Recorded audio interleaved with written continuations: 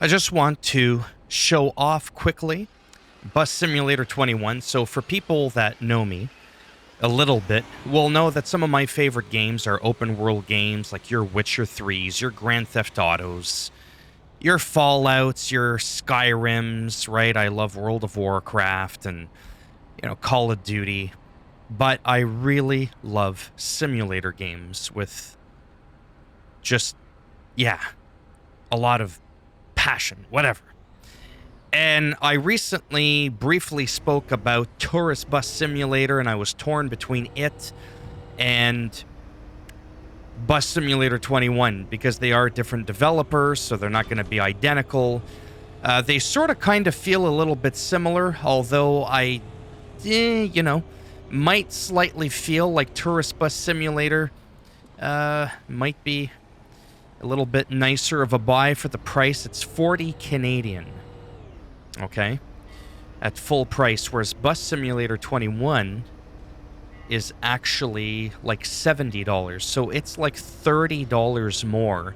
And it's a current gen title only. There is no next gen version. So there's no Xbox Series PS5 version of this game. So I'm playing the PS4 version on the PS5. It is 30 FPS, so it performs about the same as Tourist Bus Simulator. In terms of the driving and all that, some people find Tourist Bus to be nicer. Some people prefer Bus Simulator. I'm kind of indifferent. So I've been playing both titles now for just a couple of hours. I'm just roaming around right now. I'm not doing an actual bus route. Yeah, I mean, if I had to pick, maybe Tourist Bus Simulator. Not by a long shot, though. And let me just see something here. We can go... yeah, let me just set a marker so that I have like an actual... There we go. Destination to go to here, even though I'm not picking up anybody, so I don't get distracted. I just got this bus. Nice skins. You're not going to get that, as far as I know, in Tourist Bus Simulator. There's still no option for steering sensitivity with a controller that I was able to find on either game. In terms of just like controls out of the box, I mean, your right trigger's the gas, the left one's the brake, and then if you hit it again, guess what? You go in reverse, which is not the case for Tourist Bus Simulator. You got to do that whole, thing like this and switch the gears, but the controls and accessibility to them, I do find are nice. In both games, it's really not bad. In terms of texture pop-in and graphics, neither game is perfect, but I do find that Bus Simulator 21 with a little bit of weather, or when it's dark at night, she looks good in the candlelight. Whoa! That's okay. Repair cost. Da-da-ding. I'm not on a route. Whatever. Look at those wonderful physic damage. It's a great thing. The damage is there. You don't see the damage. This isn't like, Forza Horizon or Need for Speed. Do it? I don't know.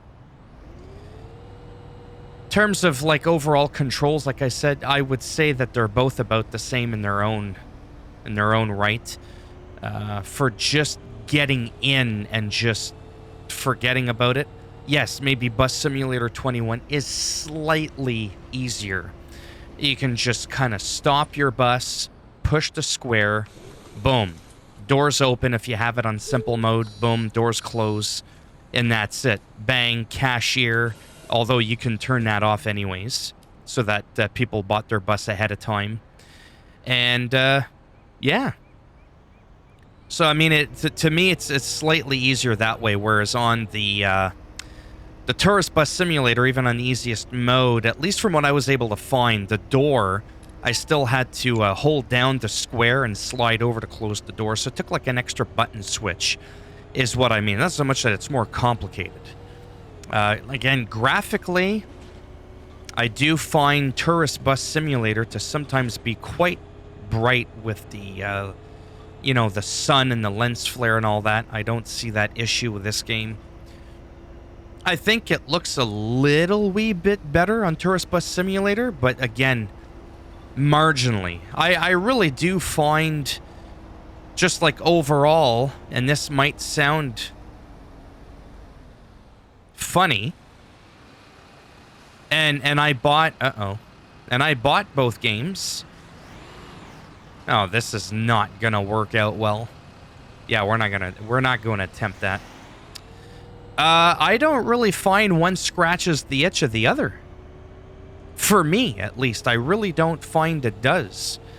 This one is slightly-ish easier to get into in terms of controls, like I said, but the missions can sometimes feel a little bit confusing, especially if you, like, leave part way through a mission. I don't know. There's just some inconsistencies with the mission that sometimes I just don't understand, and I find harder to accomplish some of them. I don't get that problem with Tourist Bus Simulator and that other game. It's about managing your business and stuff like that. It's, there's that whole business aspect to it. And I'm not saying that this game doesn't have it, but this is a lot more, city driving. Every 10, 15 seconds, you're normally going to be picking people up. That's not quite the case in Tourist Bus Simulator, as it's more like driving a Voyager bus, right? This is like City Bus. But yes, ultimately, they're two bus driving simulator games. So yeah, naturally, they're going to be comparable to one another, or compared to one another. And especially on console, we don't have like the Bus and Omni 2 and some of the couple of others I may have left out. So yeah, driving overall, it feels nice at 30 FPS. I think the 30 FPS in Bus Simulator 21 on my PS5 to potentially be a smidgen smoother than Tourist Bus Simulator. Marginally. And again, Tourist Bus Simulator, you cannot play on the PS4 or Xbox One. There is no dual generation title. So, yeah. So I would watch more gameplay between both games on console, not on computer, because computer can look a little bit nicer. I have this game on PC, and it runs like a pile of shit. And I can run Red Dead Redemption 2 maxed out at 60 FPS. So, go figure that one out, okay? And whoa. Okay, well, good thing there's nobody behind me. These bloody accordion, but... Well, it wasn't supposed to go that way. Damn you. Anyways. At least the roads here in North America are wider than the ones in that place. Damn accordion. But in all seriousness, this can be part of your challenge. Literally, just navigating the roads. Bent the bus too far. I bent it or smashed it?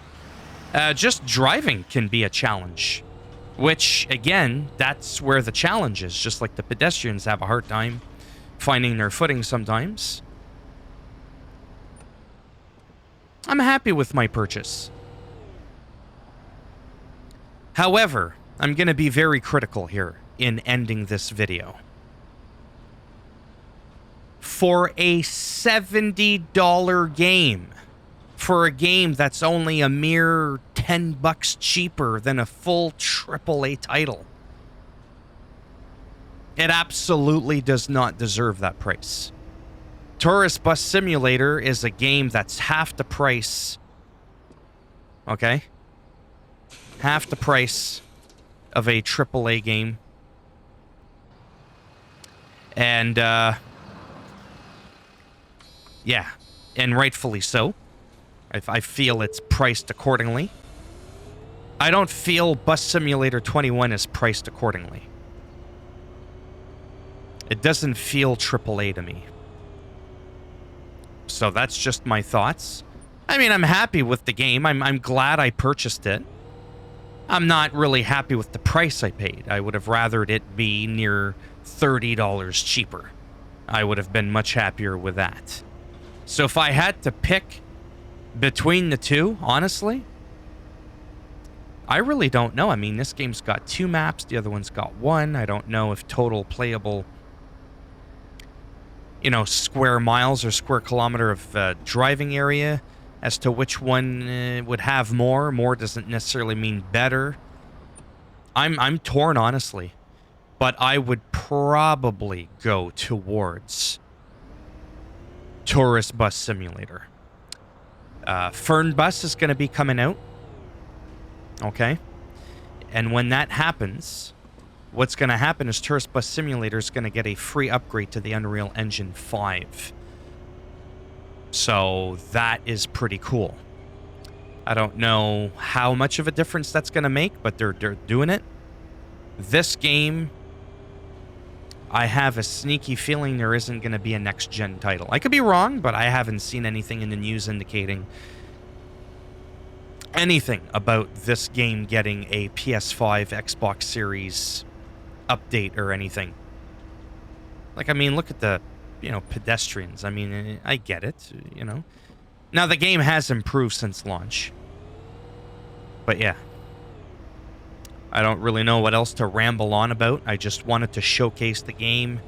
I record at a very high quality fidelity so that when you see it on YouTube, even though it's been compressed, you will easily get 90% the quality of what it would be if it was on your TV and you were actually playing the game. It's a very accurate representation, though sometimes there could be the additional frame stutter that you'll see on YouTube that's actually not present in the game. So if you're seeing a lot of little micro stutters, there are none.